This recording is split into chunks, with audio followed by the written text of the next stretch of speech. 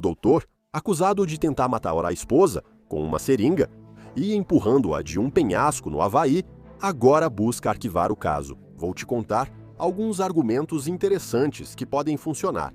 Vamos chamar um especialista em direito penal para discutir. Bem-vindo ao Sidebar da Law and Crime. Eu sou Jesse Weber. Quero te falar sobre algo que usamos no Sidebar e que pode ser muito útil para você. O Truth Finder, um serviço de busca em registros públicos que usamos na Law and Crime. Você só precisa digitar um nome para receber endereço e histórico criminal, o que traz mais tranquilidade. O Truth Finder é um dos maiores serviços de busca de registros públicos dos Estados Unidos da América e, com assinatura paga, oferece relatórios ilimitados sobre quase qualquer pessoa. Pesquise criminosos sexuais registrados na sua região.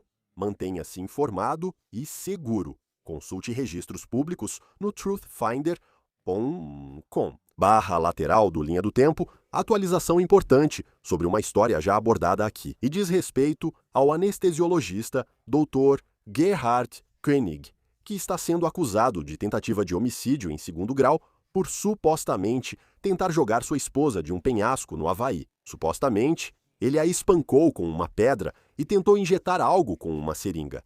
Agora, seu advogado busca arquivar o caso. Será que vai conseguir? Vou te dizer, eu não sei. Depois de ler um pouco sobre isso, faz você parar e pensar.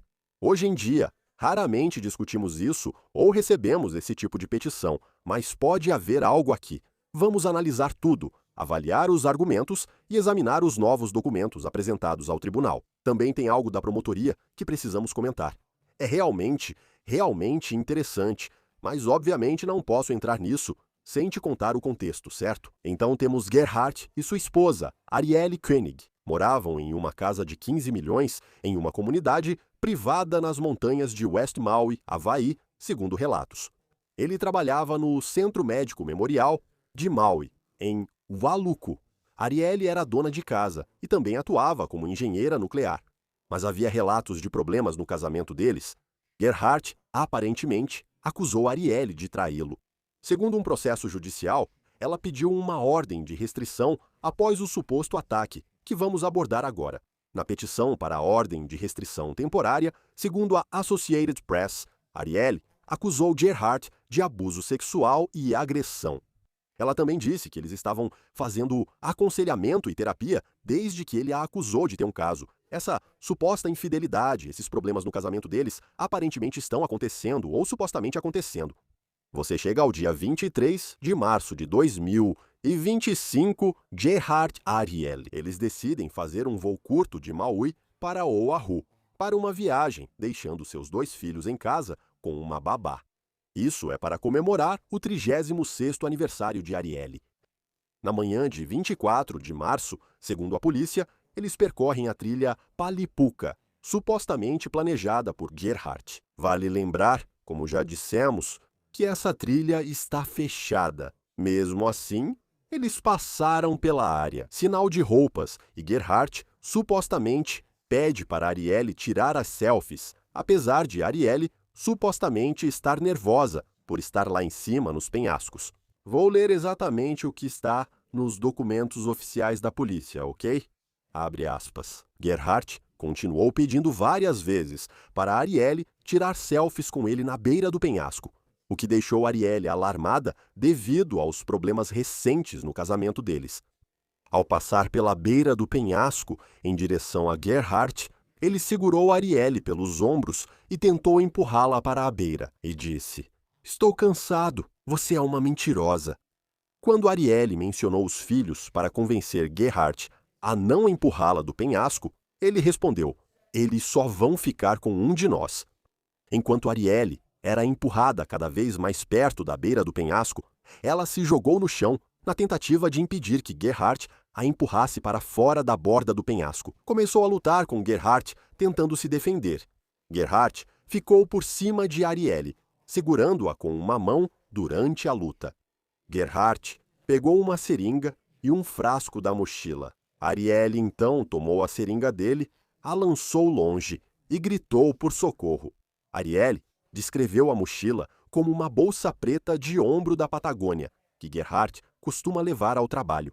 Enquanto continuavam lutando, Gerhardt continuava tentando puxar Arielle em direção à beira do penhasco, enquanto Arielle gritava por socorro. Arielle lembrava Gerhardt dos filhos e dos pais dele, pedindo que se acalmasse, pois parecia que ele pegaria outra seringa da mochila. Gerhardt se acalmou brevemente, mas então pegou uma pedra perto da cabeça de Arielle e a atingiu na cabeça, rosto e mão, cerca de 10 vezes, enquanto usava a outra mão para agarrar o cabelo de Arielle e levantar a cabeça dela para bater no chão, enquanto Arielle gritava por socorro. Continuou enquanto Gerhardt atingia a Arielle repetidamente com a pedra. Duas mulheres que faziam trilha se aproximaram da área, interrompendo o ataque de Gerhardt, o que fez com que Gerhardt se levantasse e saísse de cima de Arielle. Arielle supostamente gritou: "Ele está tentando me matar." Caminhantes ligaram para o 911, a polícia chegou e Arielle foi levada a um centro médico. Gerhardt supostamente fugiu para a floresta. A propósito, ele foi preso 6 horas depois, após uma caçada humana. E, segundo os promotores, depois que ele supostamente fugiu, Gerhardt. Isso é importante. Gerhardt teria ligado para o filho adulto, dizendo que tentou matar Arielle por traição. Lembre-se disso. Isso será mostrado depois.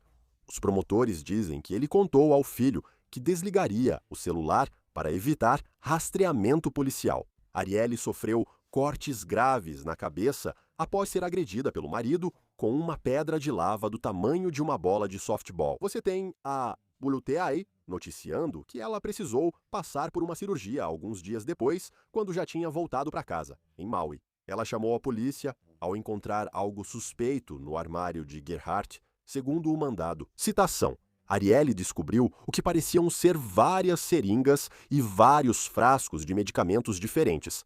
Ao falar com Arielle por telefone, a conversa foi gravada em áudio. Arielle disse que as seringas na pochete da Nike eram comuns e transparentes, e os frascos pareciam de hospital. Ela contou que a pochete é a bolsa médica de Gerhardt, que ele usa no trabalho como anestesiologista. Os policiais recolheram a pochete na casa e a enviaram imediatamente para a ilha de Oahu. Um policial de Honolulu revistou a pochete e fotografou o conteúdo, incluindo várias seringas, segundo relatos, vários frascos de diferentes medicamentos anestésicos que geralmente são encontrados em hospitais. Agora, obviamente, em um movimento nada surpreendente, Arielle entrou com o pedido de divórcio de Gerhardt. Apesar de ela ter pedido a ordem de restrição temporária contra ele, aparentemente desistiu, especialmente agora que ele está preso, aguardando julgamento. O advogado dela basicamente indicou que isso é apenas uma forma de agora focar no caso criminal. Deixe isso de lado, ok? Após um grande júri indiciar Gerhardt por tentativa de homicídio em 2º grau, ele se declarou inocente. Agora temos que falar sobre o que o advogado dele está fazendo. Certo, tentando fazer o caso ser arquivado. Isso vai funcionar? Essa é a questão. Enquanto explico os argumentos, chamo Felipe Dubai, ex-defensor público adjunto do Condado de Los Angeles. Felipe, bom te ver e obrigado por voltar. Antes mesmo de entrarmos nos detalhes dos argumentos, certo, e eles são muito interessantes. Antes mesmo de chegarmos nisso, antes mesmo de entrarmos nos detalhes deste caso, de modo geral, quão bem-sucedidas são as moções para arquivamento em casos criminais nesta fase? Elas nunca são, realmente não são. Nunca, não. É raro. Pela minha experiência, é muito incomum vermos uma acusação de homicídio qualificado ou tentativa ser descartada tão cedo no processo. É extremamente raro. Às vezes, alguns pedidos são aceitos, mas não são tão positivos quanto rejeitar as acusações. Só pode enfraquecer as provas do julgamento, fora isso, não. E mesmo que esses pedidos sejam bem-sucedidos, a promotoria vai poder convocar um novo grande júri e começar tudo de novo. Então não é como se ele fosse sair impune. Eles só vão recomeçar. Bem, eu vou te dizer. Parece haver um esforço, pelo menos em um desses pedidos, para encerrar esse caso, acredito eu, com prejuízo, certo? Então ele não poderia ser levado de volta ao grande júri. Então vamos analisar isso. Entendo. Sei que é raro, mas acontece. Existe chance de retirarem a acusação? Quero conversar sobre isso. Então, Existem dois pedidos separados de arquivamento que vamos discutir. Eu vou analisá-los parte por parte. Quero começar agora com o primeiro pedido de arquivamento. O primeiro pedido de arquivamento afirma que há dois fundamentos distintos para que o caso seja arquivado ou rejeitado. Primeiro, o argumento é que a promotoria não apresentou provas exculpatórias ao grande júri que indiciou Gerhardt, ou seja, provas que tendem a mostrar que ele não é culpado do crime. Agora você deve estar se perguntando, que provas são essas? Eles falam dos formulários médicos preenchidos por dois médicos. A defesa argumenta que, segundo eles, os médicos concluíram que os ferimentos de Arielle, abre aspas, não criaram risco substancial de morte. Agora, por que isso é importante? Deixe-me explicar, então. A defesa argumenta que, para provar tentativa de homicídio em segundo grau, é preciso mostrar que o réu deu um passo substancial para matar com intenção de matar. E a defesa argumenta que a promotoria não mostrou isso, abre aspas. Dois médicos examinaram a vítima logo após o suposto incidente. Ambos os médicos opinam que os ferimentos dela não criaram um risco substancial de morte, que o réu supostamente agrediu a vítima com uma pedra que o detetive Spacek disse ao grande júri ser menor que uma bola de softball. Quando não há risco substancial de morte, trata-se de evidência circunstancial exculpatória, indicando que o acusado não tinha a intenção específica exigida para a tentativa de homicídio, por não apresentar tal evidência exculpatória. O Estado, portanto, induziu o grande júri ao erro de uma forma que prejudicou de maneira significativa a independência e imparcialidade do grande júri. Agora eu vou te dizer, eu olhei o relatório do médico, ou aparente relatório do médico que está incluído como um anexo aqui. E ao lado, a lesão criou um risco substancial de morte? Há um visto ao lado da caixa escrito, não. Certo, Felipe, é com você. Esse é um bom argumento, porque essencialmente seria que houve, quero dizer, a menos que eu esteja errado, realmente não havia como ele ter matado ela com a pedra. Quero dizer, não poderia também ser argumentado que ele poderia tê-la matado. Mas lembre-se, é tentativa de homicídio em segundo grau. Ele poderia tê-la matado, só não completou o ato. Esse é exatamente o problema para o bom doutor. E não me refiro ao que deu a opinião, mas ao doutor Koenig. O teste não é se ele causou a morte, mas sim sobre sua intenção. Em outras palavras, quando ele tentou empurrá-la de um penhasco, ou quando tentou injetá-la com uma seringa, ou quando tentou acertar a cabeça dela com uma pedra, qual era a intenção dele? E o fato de ele não ter conseguido realizar a intenção não significa necessariamente que ele seja inocente, só significa que ele é culpado de uma tentativa. Porque, pelo que sabemos, e se ele continuasse batendo a cabeça dela com a pedra, e se realmente esmagasse a cabeça dela 15, 20, 30, 40 vezes até que ela finalmente estivesse morta? Talvez ela tenha sido atingida só uma ou duas vezes. E talvez o ato tenha sido impedido por caminhantes ou pessoas, você sabe, andando na trilha. Isso não significa que o ato não poderia ter sido realizado. A questão é o que estava passando pela cabeça dele naquele momento, e isso cabia ao grande júri determinar.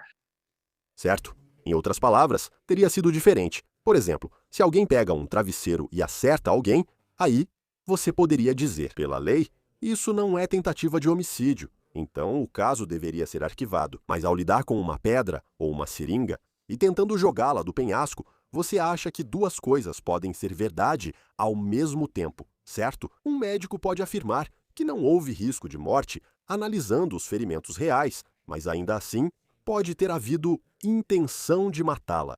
Com certeza. E você? A verdadeira questão é: o que teria acontecido se aqueles trilheiros não tivessem passado por ali? Isso indica que ele poderia ter terminado o serviço caso a acusação esteja certa, e assim isso poderia ter ficado sem solução. Provavelmente ela teria morrido e seu corpo seria jogado do penhasco no Oceano Pacífico, talvez nunca fosse encontrado. Mas o teste é sobre a intenção. Se o ato substancial ou a execução do homicídio subjacente realmente ocorre ou não, é irrelevante. Tudo o que realmente importa é se o ato foi acompanhado dessa intenção maligna. E para esse outro argumento, porém, ei, escute, o grande júri não viu esses relatórios. Acho que esse é o argumento, certo? Isso é uma informação exculpatória. Na medida em que isso enganou o grande júri, o caso deveria ser anulado. Sabe qual é a sua opinião sobre esse tipo de prova não ter sido apresentada ao grande júri? Alguns podem questionar. Espera aí, a audiência do grande júri não é unilateral, apenas com a apresentação da promotoria, sem ser um julgamento? Então me fale sobre a regra em relação a informações exculpatórias em um grande júri. E se, sabe, eles têm ou não um argumento de que isso deveria ter sido apresentado. Ótima pergunta. Eu acho que isso depende de quantos jurados votaram pela acusação. Acho que pela lei do Havaí precisam de 9, se só 9 voltaram dos 12. Essa evidência poderia ou deveria ter sido apresentada. Há argumento de que menos de 9 poderiam ter voltado. Ou seja, nem sequer existe causa provável, sabe, para acreditar que ele cometeu o crime, muito menos prova, além de qualquer dúvida razoável. Se esses relatórios tivessem sido apresentados, poderiam ter mudado o equilíbrio para não devolver uma acusação formal. Agora, por outro lado, novamente, isso volta ao que eu disse antes. Eu não acredito nisso. Esses relatórios, mesmo que não mostrem um passo substancial em direção à execução do crime, provam que ele não poderia ter feito isso de qualquer maneira. Isso só prova, graças a Deus, que ele não fez e que ela sobreviveu. Mas isso não nega nem elimina a intenção subjacente dele. Esse é o ponto legal dele. Vamos deixar isso de lado por enquanto e falar sobre isso de novo em breve, para ver o que podemos esperar aqui. Agora vou ao segundo fundamento para rejeição nesta moção inicial, novamente argumentado pela defesa de Gerhardt. Esse argumento é sobre boatos. Agora, Philip, rapidinho, antes de entrarmos em tudo isso, nos termos leigos, o que são boatos? Porque isso é ruim e proibido em um julgamento.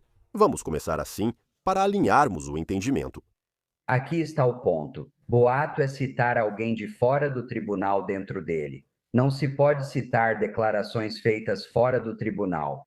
Você precisa que essa pessoa venha e testemunhe. E o motivo disso é que é inerentemente não confiável simplesmente apresentar declarações de outras pessoas sem ter a oportunidade de interrogá-las e testar a validade, precisão e veracidade da declaração. Então, quando essas declarações chegam por meio de uma terceira, quarta ou quinta pessoa, passando por várias camadas, então isso levanta a questão se o fato verdadeiro está sendo diluído ou não. E você não quer enganar, especialmente um grande júri, sobre o que foi dito. Caso contrário, você está colocando pessoas desnecessariamente em julgamento por crimes que podem resultar em prisão perpétua. Então, eu acho que, para ser justo, especialmente quando o critério já é tão baixo, você precisa trazer suas testemunhas e fazer com que elas testemunhem sobre o que exatamente aconteceu e o que exatamente foi dito, e não por meio de terceiros. Explicação brilhante, das mais claras que já ouvi. Fico feliz que você tenha explicado, pois concordo totalmente, não é justo o réu ter que se defender assim. Se você traz alguém para depor e a pessoa diz: "Ah, João Smith me contou que o réu disse que matou ela", isso, sabe? Porque, de novo, como? Quão confiável é isso? Como podemos verificar se é realmente verdade e se a declaração foi feita? Exceto se houver testemunha, algumas declarações podem ser aceitas em certos casos. Mas vamos focar no principal. Vou explicar o que está acontecendo. Então, a defesa alega que a promotoria apresentou provas de boatos enganosos ao grande júri e que o caso precisa ser anulado agora. A defesa diz que um promotor pode apresentar boatos ao grande júri, só não pode ser enganoso. Então aqui, a defesa argumenta que o Estado apresentou boatos triplos quando tentou mostrar isso. Gerhardt, de novo, o réu supostamente confessou ao filho, Emil, sobre o que tentou fazer. Argumenta a defesa. Espere um segundo. Ele realmente não disse isso, então. A defesa afirma que a promotoria usou o depoimento do detetive Spacek no grande júri sobre a entrevista de Emil com a polícia. A defesa afirma que o depoimento do detetive Spacek, entre aspas, parece repetir e distorcer o que o detetive que entrevistou Emil disse e o que estava escrito em seu relatório, que isso distorceu o que Emil realmente disse. Isso pode ser um pouco complicado, então deixe-me explicar. Antes de prosseguirmos, a primeira questão é: por que Emil não depôs corretamente perante o grande júri desde o início. Se há dúvida sobre o que ele disse, basta ouvir seu depoimento. Esse é o primeiro problema. Ouvi-lo sobre o que o pai supostamente falou. Segundo a defesa, o detetive Espaço disse ao grande júri que, apesar de Emil ter sido avisado da audiência, ele não estava disponível. A defesa argumenta que ele estava em Pittsburgh, Pensilvânia, sem previsão de voltar ao Havaí para depor. Espere um segundo. Estar na Pensilvânia não impedia que ele depusesse perante a lei ou como testemunha indireta. Poderia ter deposto por vídeo ou telefone. A promotoria poderia tê-lo intimado e colocado sob registro, e simplesmente substituir por prova testemunhal indireta sobre o que Emil supostamente disse. Isso não resolve. Ok, Felipe. Antes de falarmos sobre o que Emil disse, preciso abordar o argumento inicial. A defesa está certa? Ele não é realmente uma testemunha indisponível segundo a lei? De jeito nenhum, ele está completamente disponível. Indisponibilidade é um termo técnico. Indisponível não quer dizer que você está ocupado, tem outros compromissos ou vai sair de férias. Indisponibilidade significa que você está mentalmente incapacitado ou talvez até fisicamente incapaz de comparecer ao tribunal.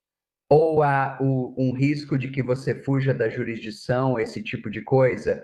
Ou eles não poderiam, de outra forma, obter a presença dele por meio de intimação, mesmo após o exercício de devida diligência. Eles não tinham nada disso. Em vez disso, ele apenas disse pelo telefone: não posso ir. Bem, isso não significa que você está legalmente indisponível, então você não pode usar isso como justificativa. Para admitir todas essas informações enganosas de ouvir dizer perante um grande júri, o problema para o bom doutor aqui é que, segundo a lei do Havaí, ouvir dizer é admissível em procedimentos de grande júri. No entanto, não pode ser enganoso. Ok, o aspecto da indisponibilidade não necessariamente torna isso enganoso. O que torna isso enganoso é exatamente o que os policiais fizeram. Em outras palavras, o bom doutor confessou ao filho, ou o filho dele entendeu tudo de forma tão confusa Certo? e tão pouco claro que deixou o júri com a conclusão inevitável de que ele realmente confessou. E isso é uma acusação séria, porque confissões são as piores provas contra réus em julgamentos criminais. Sim. Então você. Nós começamos com a ideia de, ok, a defesa está fazendo um argumento, certo? Emil poderia ter testemunhado. Então vamos à segunda parte, pois a defesa alega. A promotoria queria garantir que Emil não testemunhasse para poder agir estrategicamente. Boato triplo que faz parecer falsamente que Gerhardt confessou. Essa é a alegação deles. E segundo a defesa, a transcrição da entrevista de Emil com os detetives do Departamento de Polícia Metropolitana não reflete claramente o que o réu realmente disse e admitiu. A transcrição sugere que Emil presumiu que seu pai confessou tentar matar Arielle ao empurrá-la do penhasco. Emil contou aos detetives, abre aspas, tentou matá-la empurrando-a do penhasco, mas quando foi pressionado sobre quais palavras seu pai realmente usou, Emil disse aos detetives: foi isso que ele disse. Ele falou: eu tentei matá-la, e perguntei: foi ali onde estavam? Bem na beira de um penhasco. E ele estava dizendo que ia pular. Então, eu presumo que era isso que ele queria dizer. Eles continuaram dizendo. O que Emil esclareceu, então, foi que o réu não confessou ter tentado matá-la empurrando-a do penhasco, mas que Emil simplesmente presumiu que ele havia tentado matá-la empurrando-a do penhasco. Continua a defesa. O detetive Paguel também afirmou em seu relatório. Ao ser questionado depois se o pai admitiu ter empurrado Arielle do penhasco, Emil disse que ele falou de forma vaga. A transcrição da entrevista não reflete isso, disse Emil. Abre aspas. Seu pai disse isso de forma vaga. Emil explicou que seu pai admitiu de forma vaga ter tentado matar a Arielle ao empurrá-la do penhasco. São as paráfrases e escolhas de palavras do detetive, não as palavras de Emil. O relatório do detetive Pago, portanto, deturpa o que Emil disse ao afirmar que Emil disse que seu pai falou isso de forma vaga. Isso é uma confissão de que tentou empurrar Arielle do penhasco. Uma interpretação justa dos comentários esclarecedores de Emil é que Emil presumiu que seu pai havia confessado e não que seu pai havia confessado explicitamente. O depoimento do detetive Spacek ao grande júri repete o relatório do detetive Paguel e, sobre Emil, Spacek disse: sim, ele estava, sabe, inicialmente. Ele afirmou que seu pai, Gerhard, contou ter tentado matar Arielle ao empurrá-la do penhasco. Mas depois, ele meio que esclareceu que Gerhard fez esse comentário de forma vaga. O detetive Spacek não só atribuiu o comentário vago de Paguel a Emil, mas também apoiou a admissão de Emil de que achava que seu pai tentou empurrar Arielle do penhasco. Ao invés de seu pai ter confessado explicitamente ter feito isso. Embora o relatório do detetive Pago, apesar das falhas, mencionasse Emil supor algo, o depoimento do detetive Spacek ao grande júri omitiu qualquer referência a isso. Embora o depoimento de terceira mão seja prejudicialmente ambíguo e confuso, o testemunho direto de Emil no processo do grande júri poderia ter esclarecido as ambiguidades do depoimento indireto. Philip, quais são seus pensamentos? E é por isso que a lei do Havaí tem essa regra de que, embora o depoimento indireto seja admissível perante um grande júri, ele não pode ser enganoso. E quando você tem todas essas formas multifacetadas de interpretar o que, se for o caso, o Dr. Koenig disse ao filho, o que o filho respondeu, você está deixando o grande júri ter que adivinhar e lembrar. E isso retoma o que disse. Quando o padrão é baixo, basta constatar causa provável de que o crime foi cometido e que o doutor o cometeu. E que você precisa de 9 entre 12, é bem possível que tudo isso, quando você sintetiza, possa ter realmente criado menos do que 9. Eles podem não ter feito uma acusação formal. Então, o que você deveria fazer, ou o que o juiz deveria fazer nesse caso específico, é devolver para o grande júri e refazer dessa forma. Não acho que essa moção deva ser concedida com prejuízo, mas sim concedida porque eu não acho que ser preguiçoso, né, um pouco indolente, seja suficiente para dizer que essa acusação deve ser barrada para sempre. Porque se de fato esse doutor fez isso com a esposa dele, ele não deve escapar da justiça só porque um promotor foi um pouco preguiçoso ao garantir uma testemunha ao grande júri. E isso vindo de quem disse que esses pedidos nunca são concedidos é realmente notável. O principal argumento é que esses supostos defeitos elevam injustamente a chance dos jurados decidirem pela acusação. Ou seja, se soubessem disso, os médicos concluíram que não havia um risco substancial de morte e que Gerhard não confessou propriamente dito. O caso da promotoria não seria tão forte. Como disse, a defesa apresentou outra moção para arquivar. Este argumento é mais breve. Basicamente, o argumento aqui é que a defesa não recebeu o aviso ou os detalhes necessários, conforme exige a lei, sobre a acusação específica. Por exemplo, qual exatamente foi a chamada ação substancial que foi tomada para a tentativa de homicídio em segundo grau? Que a acusação é muito genérica. Não é específico o bastante? Citação. O termo ação substancial não indica ao réu qual é a ação envolvida. Está sugerindo que é tentar empurrar a vítima do penhasco? É tentar injetar nela uma substância desconhecida de um frasco e 2 seringas não recuperados? Ou é golpeá-la com uma pedra menor que uma bola de softball e causar ferimentos que não criaram um risco substancial de morte? Obviamente, eles estão colocando um pouco de cor na interpretação das evidências ali. Mas, em outras palavras, eles estão dizendo que a acusação é defeituosa. Que Gerhard, o réu criminal, tem o direito de saber do que está se defendendo. A defesa está pedindo ao tribunal que ou arquive o caso ou que eles deveriam, que a promotoria seja obrigada a apresentar um auto de esclarecimentos, ou seja, mais detalhes das acusações. Assim, eles sabem do que estão se defendendo. Qual exatamente é o passo substancial aqui? Felipe, sobre esse segundo pedido de arquivamento, quais são seus pensamentos? Eu realmente acho que tem mérito, porque quando esse caso for a julgamento, a teoria da promotoria é que a morte seria causada ou pela seringa, ou pela pedra, ou pelo empurrão do penhasco. A defesa teria direito a uma instrução de unanimidade, onde o júri teria que concluir, além de qualquer dúvida razoável, que um ou mais desses passos substanciais foram realizados. E se você não tem uma teoria precisa na qual a promotoria está se baseando, isso coloca a defesa na posição insustentável de ter que adivinhar.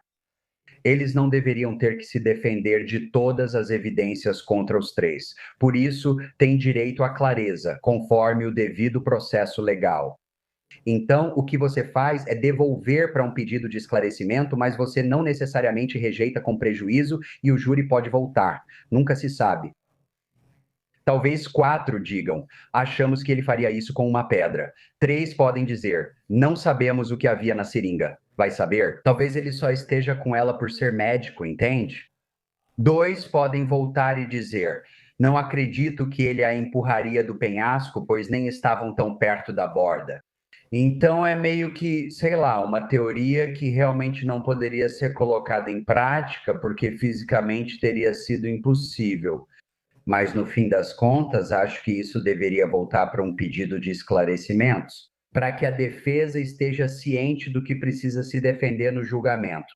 Então, em outras palavras, quando houver uma audiência marcada para 9 de fevereiro aqui, e você vai ouvir esses argumentos repetidos pela defesa e vai ouvir os contra-argumentos da promotoria, provavelmente dizendo algo como: isso não é informação exculpatória, isso não foi enganoso, essa testemunha estava indisponível, você sabe disso, houve uma ação substancial, o assunto está claro. O juiz precisará decidir. Então você acredita que, no fim das contas, o juiz pode realmente anular essa acusação e mandá-la de volta para um grande júri? Com esses pontos corrigidos e talvez uma exposição de motivos solicitada, a defesa entenderá melhor o próximo passo substancial. Você acredita que, mesmo raramente aceitos, esses pedidos podem ser parcialmente aprovados, Sim, só que não com prejuízo. certo? Você entende? A promotoria ainda terá outra chance e não será impedida. Erros acontecem diariamente no sistema de justiça pelos promotores.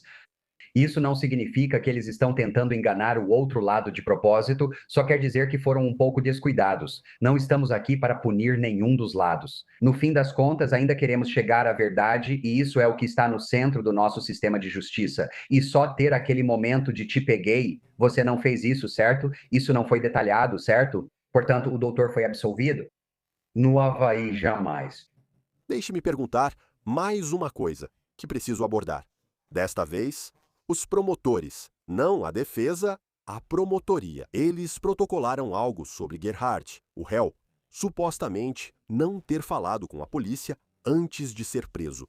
E como isso pode ser usado, talvez contra ele. Então, deixe-me ser claro. Isso talvez possa ser usado contra ele caso ele testemunhe no julgamento. Então, deixe-me explicar isso. Como todos sabem, réus criminais têm o direito de não se incriminar. Porém, isso não significa, de acordo com a promotoria, isso não significa que o fato de você escolher permanecer em silêncio não possa ser usado como prova de impeachment se você testemunhar, ou seja, como evidência para mostrar que você não está dizendo a verdade. Veja o que diz, abre aspas, o réu não contatou a polícia ou serviços de emergência antes de ser preso em 24 de março de 2025, mesmo tendo cerca de 8 horas para isso, entre o incidente e a prisão. O júri poderia inferir que uma pessoa razoável, na mesma situação do réu, antes da prisão, naturalmente viria a público para compartilhar sua aparente história exculpatória o mais rápido possível.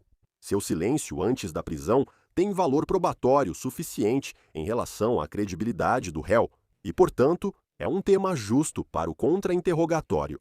O Estado pode obter informações de que ele não contou sua versão à polícia antes da prisão como uma questão legítima de credibilidade, sujeita à consideração do júri. Então, em outras palavras, Felipe, eles estão dizendo: ei, escuta, ele decide subir ao banco das testemunhas e se defender. Eles têm todo o direito de perguntar: por que você não contou sua versão para a polícia? Por que você não contou sua versão para os primeiros socorristas? Por que você não foi enfático? Meu Deus, não foi isso que aconteceu, não foi isso que aconteceu. Eles estão certos?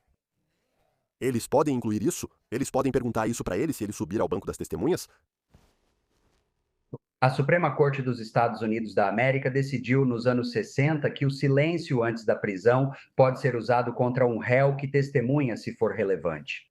Não se pode inventar coisas ou falar só do silêncio. Isso foi 3 anos antes do incidente ou da prisão. Se for no momento do crime ou da prisão, pode ser considerado. A questão é: o tribunal permitirá? Sempre é discricionário, não obrigatório, mas depor como testemunha é arriscado e feito por sua conta e risco. E ele vai ter que estar preparado caso testemunhe para se explicar, porque vão perguntar por que ele não ofereceu voluntariamente certas informações. Agora, para ser justo com o doutor, e eu sempre digo isso, sabe? Mesmo ele sendo médico e tendo formação na área dele, provavelmente ele nunca foi suspeito de um crime antes. Provavelmente ele não faz ideia do que ele sabe ou não sabe que pode ser relevante para uma investigação criminal. E exigir esse padrão de uma pessoa leiga, um civil, eu acho que é injusto. Mas, infelizmente, isso vai ter que ficar reservado para os argumentos finais, para o júri. Ele terá que justificar cada silêncio ou omissão para evitar condenação, pois, segundo a lei do Havaí, essas acusações podem levar à prisão perpétua. Felipe Dubey. Cara, senti sua falta, ótimo. Muito obrigado. Análise fantástica nisso. Sempre aprecio sua visão. Muito obrigado. Eu que agradeço. É tudo o que temos para vocês, por enquanto, aqui no Sidebar. Pessoal, muito obrigado por nos acompanharem. E como sempre, por favor, se inscrevam no YouTube, Apple Podcasts, Spotify, onde quer que vocês ouçam seus podcasts. Vocês podem me seguir no X ou no Instagram. Eu sou Jesse Weber e falo com vocês na próxima vez.